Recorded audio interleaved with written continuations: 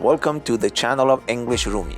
Today we continue the series of Muhammad and his wives. In the previous episode, we learned that Muhammad married 7 wives until the year 627 CE, and we analyzed 2 of his most controversial marriages, including his marriage with his adopted son's ex-wife, which was eventually facilitated by Quranic verses. To watch the first episode, you can click up here. In this episode, we will continue narrating all the untold stories of Muhammad's marriages, and we will examine the motives behind them using Quranic verses and historical references written by early well-known Muslim historians. Just like the first episode, you will see all the references used by us to make this clip at the end of the clip. If you're curious to find out how Quranic verses were revealed to support or regulate Muhammad's marriages, stick around because it's coming up.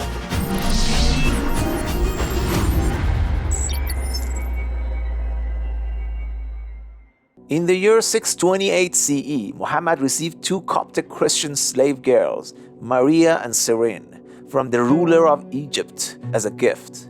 He gave Serene to his poet Hassan ibn Thabit and kept Maria for himself. She was about 17 years old when she became his concubine. However, this gift turned out to be the most troublesome gift Muhammad ever received in his life. According to most of the earliest credible biographers of Muhammad, such as Ibn Ishaq and At-Tahrim, one day Muhammad went to visit Hafsa, his 4th wife, after his noon prayers. But he did not find her at home. She had gone to visit her father Umar, who was a close companion of Muhammad and the eventual second caliph of Islam.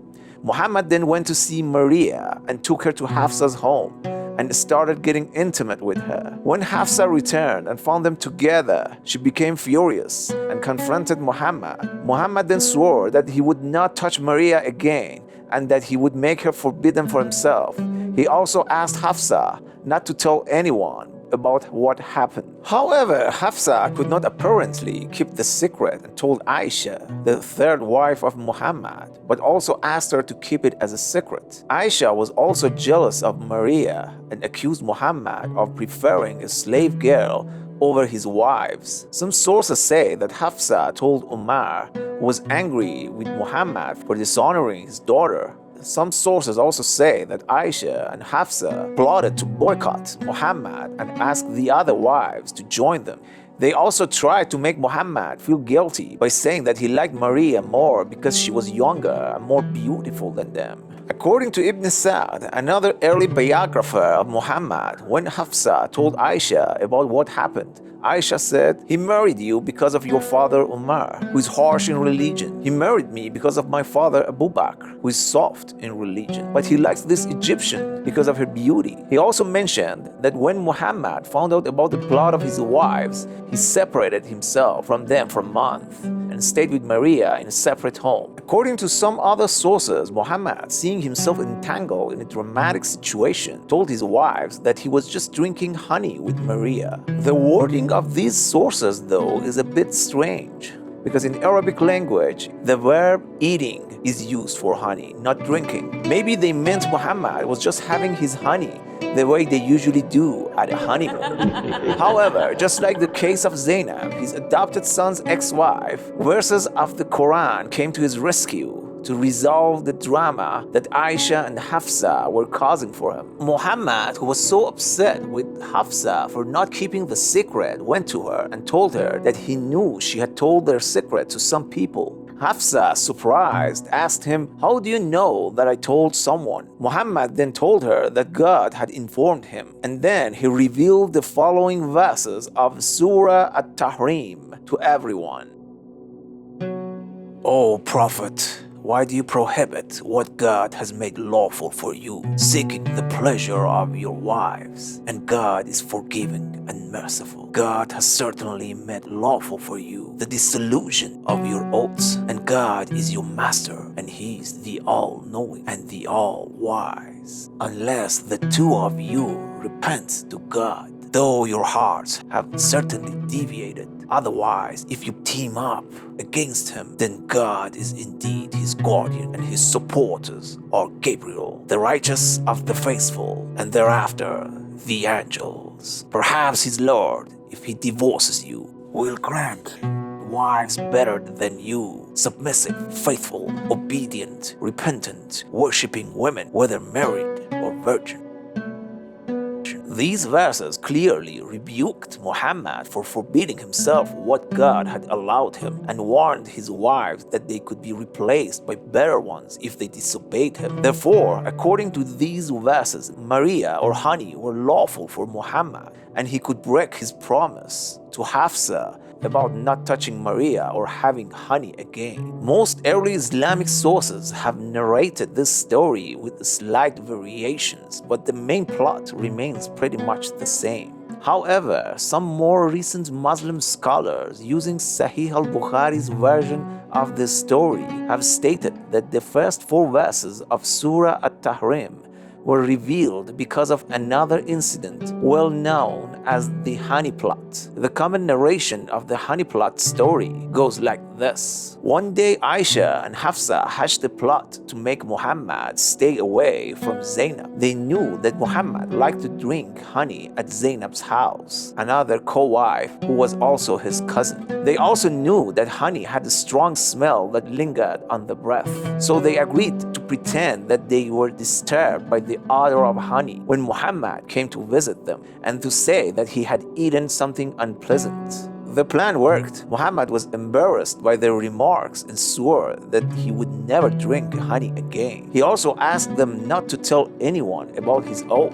Aisha and Hafsa were delighted with their success and hoped that Muhammad would spend more time with them and less with Zainab. Nevertheless, their scheme was not hidden from God, who revealed to Muhammad their trickery and sent down the Quranic verses that we discussed earlier. However, critics have raised some issues with this narration because it makes things worse and more controversial. They wonder why the word drinking was used instead of eating with the word honey, as in Arabic language, the verb eating is usually used to express consumption of honey. They speculate that Muhammad was probably drinking meat at Zainab's house instead of honey, which is an alcoholic drink made from fermented honey and water. As in Arabic language, the same word, al-asal, is used to describe both. They pointed out that there's no way that honey would cause a bad smell on a person's breath, but an alcoholic beverage like mead would. Mead is one of the oldest known alcoholic beverages in the world, and it was popular among ancient civilizations such as the Egyptians, Greeks, Romans, and Vikings. Critics also question why Muhammad would make such a rash oath to stop drinking honey if he knew that it was lawful and healthy for him. They argue that this shows that he was either lying or too naive about Aisha and Hafsa's plot, which is quite far from a man who changed the course of history. He could have also easily verified the truth about his bad breath by consulting one of his many wives, concubines, or companions instead of relying on just Aisha and Hafsa's words. They also point out that the Quranic verse that was revealed to Muhammad did not mention anything about honey, but only about his wives and concubines. They claim that this verse was actually revealed to justify his relationship with Maria and to silence his wives who were unhappy with it. Critics also question why Muhammad would need God's intervention to solve his domestic problem and why God would care about such trivial matters. They assert that this shows that Muhammad was using God's name to manipulate his wives and to get what he wanted. They also challenge the authenticity and reliability of the sources that narrate the honey plot and accuse them of being childish and contradictory. In short, according to many critics, the incident of Maria, Hafsa, Aisha, and Muhammad is one of the most controversial episodes in the life of Muhammad. It reveals a lot about his personal life, his relationships with his wives and concubines, and his use of revelation to deal with his conflicts. However, like always in English Rumi, we would like to look at the other side of the coin too.